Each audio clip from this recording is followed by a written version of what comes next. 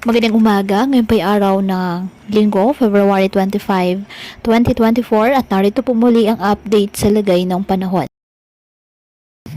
Ayon sa pag-asa, Northeast Monsoon o amihan ang nakakaapekto ngayon sa Northern Luzon. Easterlies naman ang nakakaapekto sa nalalabing bahagi ng ating bansa. Ito po ay mainit na hangin na nagbumula sa dagat Pasipiko. Walang bagyo o low pressure area na minomonitor o namamataan sa loob ng ating PAR na maaaring makaapekto sa ating bansa.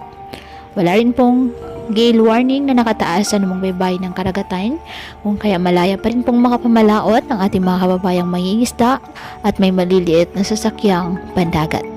Ngayong araw, ang Bicol Region, Northern Samar, Eastern Samar at Samar, asahan na maulap na halangitan na may kalat-kalat na pag-ulan at thunderstorms dahil po sa easterlies.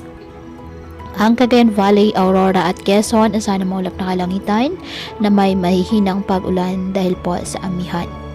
Ang Ilocos Region, Cordillera Administrative Region at nalalabing bahagi ng Central Luzon, bahagyang maulap hanggang sa maulap na kalangitan with isolated light rains dahil po sa amihan.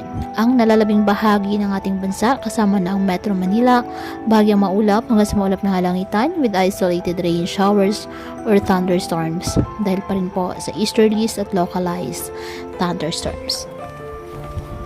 Kaya patuloy po natin na pag-iingat pa din ang ating mga kababayan sa pantapat po ng mga pagbaha at pagguho ng lupa at ugaliin po na magdala palagi ng payong o kahit anong panangga sa ulan o di kaya na may sa init ng araw kapag lalabas ng ating mga tahanan.